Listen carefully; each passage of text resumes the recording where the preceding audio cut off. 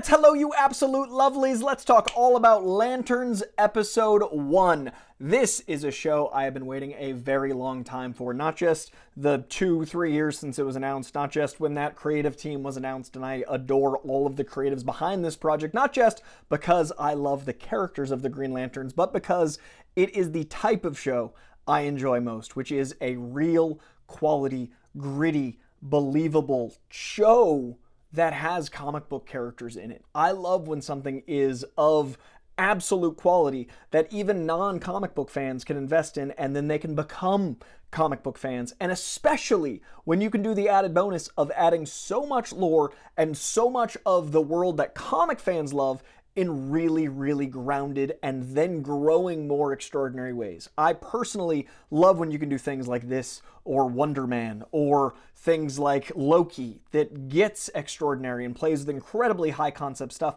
but has such grounded acting. Or a lot of WandaVision. If you think about WandaVision, it's using insane circumstances, but the moments of love between them stay gripped in reality. And I think if you're going to do something as huge as Cosmic Space Cops, I love the approachability of actually sticking the landing with a detective show. Now, this is going to be an interesting series to review, to talk about, because I am both a big True Detective fan, a big fan of HBO procedurals when they find that rhythm and that delicious style and substance, but I'm also a huge fan of DC Comics. I have a show over, full transparency, I literally do a show with DC. I host DC Studio Showcase with Frankie.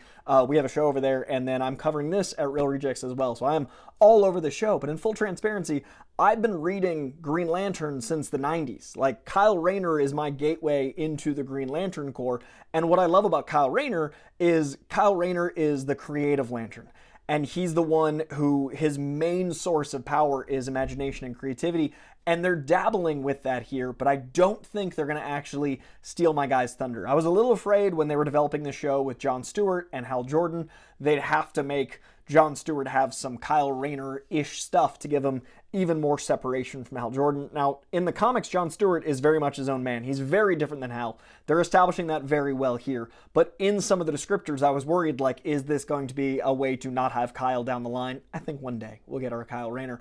But the show itself, it's what I want from TV, period. So removing the comic book influence that is going to grow, removing the comic book history that is on display from episode 1, we talked about Ab and Sur, removing my history with Lantern. Lanterns as a show is so well directed. It is so well acted. It is so well written.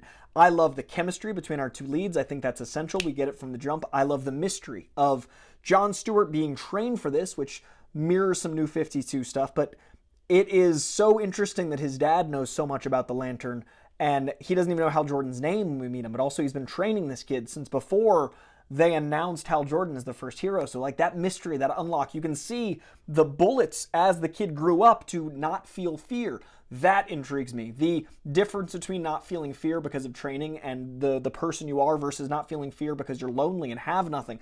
All of these things making such interesting looks at the characters from the opening minutes of the show, and then the chemistry between the two of them, the reluctant trainee, the Riggs and Murtaugh. In this case, Murtaugh is the wild one. The old one is more reckless and crazy. The young one is by the books, but still an interesting character with dynamics and qualities that make him endearing beyond just being by the books and stern and focused. There are times when John Stewart isn't written as well as I'd like, and he becomes very sterile in his militariness. When he's written well, like Mosaic or like, the animated series stuff, there's some such good John Stewart stuff, but here he's getting to be even more layered and nuanced, and like the choice of him sleeping with her. And Greg over at Real Rejects brought up a good point, like his mommy issues that he'd probably have, and like that absence and whether that's going to come into play and whether that instinct would come in. And then that juxtaposing the reckless abandon of Hal Jordan. Now, Hal Jordan is always a test fighter pilot. He's always a bit of a wild card. He's got a stoicism at times, but usually there's a buoyancy and a recklessness. That didn't quite work out with the Ryan Reynolds take, and I think this take is so interesting because he's a space cop on the edge. Like, he's a broken man. He's got that, in this case, Riggs element, but there's so much pain in it, and it's all underneath a lot going on. And then that pain mirrors John Stewart's pain. You can see why they get along. The Venn diagram of that pain, there's a lot different about them, but there is an anchor. And you do see that they both respect the ring and respect to a point and respect what they want out of that responsibility. And to be someone's protege that is only going to take over if they die or give up is a hell of a thing when there's one ring. There's not a bunch of space cops running around at this point. We're going to meet how Guy Gardner comes into play. He's in this show, and he's also been introduced in 2026. He's not yet, even in 2016, they mentioned, still not there. And I love that we get the cake and eat it too of having Superman bring us a universe where superheroes are already a thing. We've already got tons of metahumans, and that was such a unique take to bring to comic book movies that we've got, at a peak, probably, 9 of these coming out a year now. It's more like 5 or 6. There's so much of these superhero properties. I love that the metahumans already being established immediately changed Superman. But now we get our cake and eat it too, because we can go back using these 3 timelines and see what it's like as the world discovers superheroes, as they adjust to people having powers. I love that shot of him just taking off and flying because it was so normal but so abnormal. It's so extraordinary and ordinary.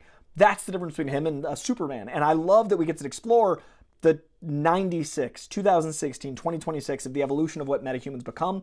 I'm very intrigued by the alien elements outside of the mystery of the father stuff. The bigger mystery is obviously what aliens are doing here, how long they've been here, what they want.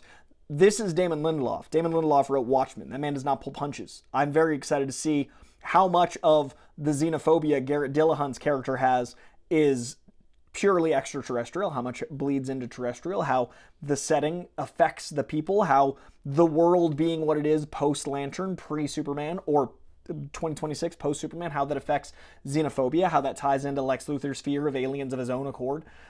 This obviously does exist in the same universe. Aaron Pierre, John Stewart is in Man of Tomorrow. How does that inform the greater world? And I love that we get something so gritty that's in this world that feels like there could be insanity going on just, a few 100 miles away, 1,000 miles away in Metropolis. This all feels like we're growing out a universe. And I thought, I've talked a lot about the comic stuff, and I, at the beginning, was saying removing comic stuff, but removing comic stuff, I love this as a pilot. Removing comic stuff, this would be a pilot I would keep watching the show of. That isn't always the case. I usually need 2-3 episodes to really be invested in the characters, and that's why I don't watch as much TV as I do movies. I'm just wired for a 2-hour to 3-hour experience. This pilot would have got me just the great pilots. I think of Dexter. I think of Breaking Bad. I think of shows like this. I think of Ozark, which, Mundy, the showrunner here. So all the ingredients I've been looking forward to for years. I'm a big fan of Ozark. I'm a big fan of Damon Lindelof, especially his Watchmen. He is an actual nerd. I went comic book shopping with him, and he was one of the hardest guests to show things he hadn't read already. I love that he's a weekly Wednesday warrior. I had to find things to show him. Something is Killing the Children he hadn't read yet. It was only on issue 2 back in the day when I introduced him to us. This was some years ago, but it's on issue 49 now. I digress. Damon Lindelof, actual nerd, incredible mind. I love his writing. He's so good here. Tom King's one of my favorite DC writers. I mean, his Batman's iconic. His Mr. Miracle is my favorite DC book. His Woman of Tomorrow is one of my favorite DC books. I love what he's done with Black Canary recently. Anyway, Tom King on the comic side, Damon Lindelof on the TV side, Chris Mundy on the TV side. This was something I was already so excited for, and it's actually better, faster than I was expecting. I thought I'd feel this a few episodes in. It captures the comic spirit. I hope we get comic fans out of it, right? Your comic fans are going to watch stuff, and especially if it's a comic book character you care about, you want to support, you're going to want to invest. I think this is going to have some animosity because I think people that are just go to space are going to be loud, but I would much rather get to know these characters and care about these characters before they go off to space. I would much rather have a terrestrial mystery that I can be invested in, that can be a gritty HBO show, that can get people that might not watch a crazy superhero show to then go to the comic store. I want people that are invested in the greater DCU to then have an also gritty adult thing. If you're 16 when Superman comes out last year and you're 17 now and you maybe didn't watch True Detective because it was on when you were a child, maybe you didn't watch Breaking Bad because that show's older now. What if this is your first adult gritty drama and it happens to be Green Lantern? That's what I'm excited to hear about. I'm excited to hear about the Gateway people. I also think, as someone who likes Green Lantern, this is exciting to see the world grow and build. So I hope that people that are diehard comic fans show up and give it a chance to be a gritty, grounded show and then go wherever it's going to go. I hope that people that don't think they like comic book stuff give it a chance. I hope comic book people are born from this show and that comic book fans get something new and exciting, because that's how I feel right now as a comic fan. So I'm going to be covering this each and every week. I'm reacting to it over at Real Rejects. I'm covering the hell out of it over at DC Studio Showcase. So if you want me talking lanterns, you are not going to be lacking for it. Please check out my show on HBO every other Friday. You can also find it on DC's official YouTube site. So YouTube and HBO, you can find my show, DC Studio Showcase. You can find me reacting to this in real time over at Real Rejects, as well as reviews there. And then you can find me here breaking it down every single week. So please hit that subscription bell. Please let me know in the comments what you thought of this first episode, what you think that mystery is going to be. I don't think Hal Jordan's dead. I think they misled us throughout all the trailers, and we're supposed to think he's dead. And that is a great mislead at the end, because that's what everyone expected, and I don't think he's dead, because it was set up for him to be dead, and that makes me think he's not. We'll see. We will see. It's a hell of a twist, a hell of a thing to start conversation, which is the point of a first episode, to bring you in, to hook you. So let's talk about it in the comments below. Please like, please subscribe, do all the stuff. Fucking Lantern show, man. Man, I'm excited. I'll see you next week, and I'll see you sooner for other stuff. Bye.